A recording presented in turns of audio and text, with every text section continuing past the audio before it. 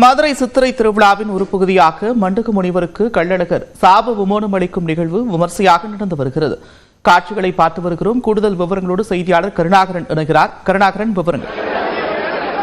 நந்தா, அதாவது சித்திரை திருவிழாவின் சிகர நிகழ்ச்சியான வைகை ஆற்றில் அழகர் இறங்கும் வைபவம் நேற்று காலை நடைபெற்றது. அதைத் தொடர்ந்து தீர்த்தவாரி முடிந்து இன்றைய காலை வண்டியூர் வீரராக பெருமாள் கோயிலிலிருந்து எழுந்தருளிய அழகர் தேனூர் மண்டபம் வந்தடைந்தார். தேனூர் மண்டபத்தில் அவருக்கு திருமஞ்சனமாகி அவர் தற்பொழுது கருட வாகனத்தில் தீபாவளி முடிந்து எழுந்தருளி அங்கு அந்த மண்டக முனிவருக்கு சாப விமோசனம் வழங்கும் நிகழ்ச்சியில் நடைபெற்றது. அதில் நாரை பறக்க விடப்பட்டது.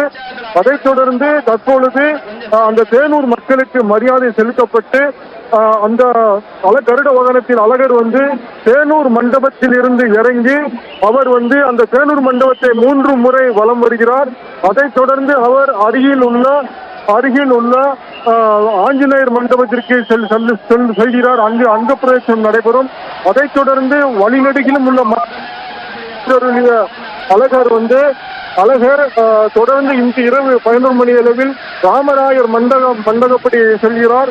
அங்கு இன்று இரவு விடிய தசவதாரம் நிகழ்ச்சி நடைபெறும். தொடர்ந்து பல்வேறு நிகழ்ச்சிகள் நடைபெறுகிறது. தற்பொழுது அந்த மண்டக முனிவருக்கு சாப விமோசனம் வழங்கும் நிகழ்வானது நடைபெற்றது. அதை ஆயிரக்கணக்கான பக்தர்கள் கண்டு கழித்தனர்.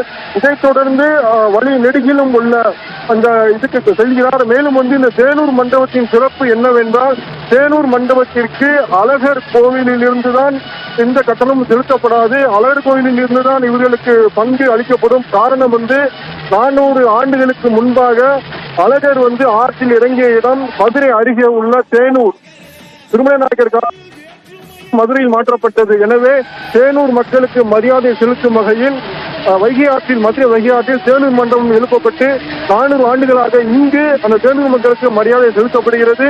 இங்குதான் மண்டக முனிவருக்கு சாப விமோசனம் அளிக்கப்படுகிறது என்பது சிறப்பான தகவல். நந்தா, நன்றி கருணாகரன், விவரங்களுக்கு.